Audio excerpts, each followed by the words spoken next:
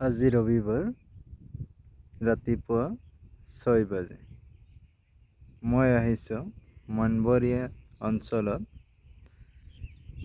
অঞ্চলত আমাৰ ব্ৰহ্মপুত্ৰ নদীখন আৰু বেকী নদীখন একেলগ হৈছে। এয়া চাওক বেকী নদী কেনেকুৱা কাল ৰূপ ধৰিছে চাওক আপোনালোকে।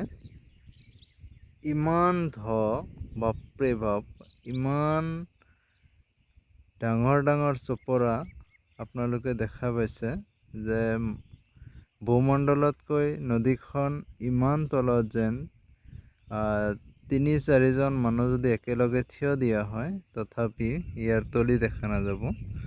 ঠিক তেনেকুৱা দেখা গৈ আছে। এয়া চাওক আপোনালোকে ভালকৈ চাওক। গতিকে আমি আশা কৰোঁ এই যিটো অঞ্চলৰ ইমান মানুহ ইয়াতে বসতি, কিমান ঘৰ আছে, কিমান ঘৰ মানুহ এইখিনি মাটিৰ ওপৰতে ভৰসা কৰি তেওঁলোকে জীৱন জীয়াই আছে। তেওঁলোকে ইমান খেতি কৰিছে, পাট খেতি কৰিছে, জোৱাৰ খেতি কৰিছে, আদি খেতি কৰি তেওঁলোকে জীৱন নিৰ্বাহ কৰি আছে। গতিকে তেওঁলোকৰ যাতে ভৱিষ্যতত কিবা এটা থকাৰ কাৰণে যাতে ঠাই হয়, ঠিক তেনেকুৱা এটা ব্যৱস্থা চৰকাৰে যাতে কৰে, এইখিনি মোৰ তৰফৰ পৰা অনুৰোধ। যি অৱস্থা সোঁফালে ২-৩ বছৰৰ ভিতৰতেই এইখন বসতি উঠাই দিব কিজানি বেকী নদীয়ে। গতিকে আপোনালোকে ভালকৈ লক্ষ্য কৰক। এয়া চাওক আপোনালোকে কিমান কিমান ডাঙৰ চপৰা ইয়াতে খহি আছে। গতিকে আশা কৰোঁ চৰকাৰে যাতে এই বেকী নদীখন নিয়ন্ত্ৰণ কৰাৰ বাবে চেষ্টা কৰে আৰু এই বসতিটো যাতে বচাই ৰাখিব পাৰে তাৰ কাৰণে প্ৰয়াস কৰে। চৰকাৰে ইচ্ছা কৰিলে সকলোৱেই পাৰে।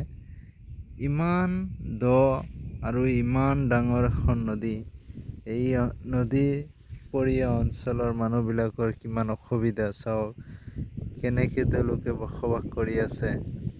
মইতো চাই আচৰিত হৈছোঁ যে এনেকুৱা ঠাই এতিয়াও আছে। বাপৰে বাপ, এনেকুৱা ঠাইতো মানুহ বসবাস কৰে। আৰু মইতো ভবাই নাই আমাৰ গাঁৱৰ ওচৰত যিখন বেকী নদী, সি ইমান গৰাখহনীয়া নহয়, ইমান ডাঙৰ চপৰা নাভাঙে। কিন্তু ইয়াতে আহি দেখা পালোঁ যে বাপ্পাই এটা চপৰাত যেন এট্ৰাক মাটি হ'ব। ইমান চাওক আপোনালোকে, এটা চপৰাত যেন 1 ট্ৰাক মাটি হ'ব। ইমানখিনি মাটি খহি পৰি আছে আৰু ফাট মেলি আছে। গতিকে মোৰ তৰফৰ পৰা চৰকাৰলৈ অনুৰোধ যে চৰকাৰে যাতে এই মাটিখিনি থকা যিবিলাক মানুহ আছে, যিবিলাক বসতি আছে, সেইসকলক অলপ থকাৰ ঠাই কৰি দিয়ে। তেওঁলোকৰ ভৱিষ্যতত যাতে কিবা প্ৰব্লেম নহয় তাৰ বাবে চৰকাৰৰ তৰফৰ পৰা চকু ৰাখে, এইখিনি মোৰ বিনম্ৰ অনুৰোধ। আৰু ইয়াত চাওক, এই এখন নাও আহি আছে, বুটবুট নাও, কেনেকৈ আহি আছে, কিমান বেগত আহি আছে চাওক।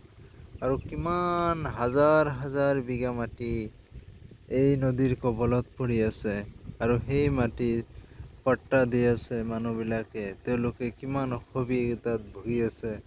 গতিকে এই অসুবিধাৰ পৰা যাতে তেওঁলোকে অলপ উঠি আহিব পাৰে, তেওঁলোকৰ ফেমিলিৰ ল'ৰা-ছোৱালীয়ে যাতে শিক্ষা আহৰণ কৰিব পাৰে, তাৰ এটা সুযোগ যাতে চৰকাৰে কৰি দিয়ে, এইখিনি মোৰ ফালৰ পৰা বিনম্ৰ অনুৰোধ থাকিল। আৰু আপোনালোকেও আহিব, ইয়াতে চাব, ইমান গৰাখহনীয়া, ইমান যদি পাৰ ভাঙি থাকে নদীখনে, তেনেহ'লে বসতিটো এটা সময়ত নাইকিয়া হৈ যাব। গতিকে চৰকাৰে অতি সোনকালে বানপানী অহাৰ আগেই যাতে এটা ব্যৱস্থা লয়, তাৰ বিনম্ৰ অনুৰোধ ৰাখি মই এইখন ভিডিঅ' ইমানতেই সামৰিলোঁ। ধন্যবাদ।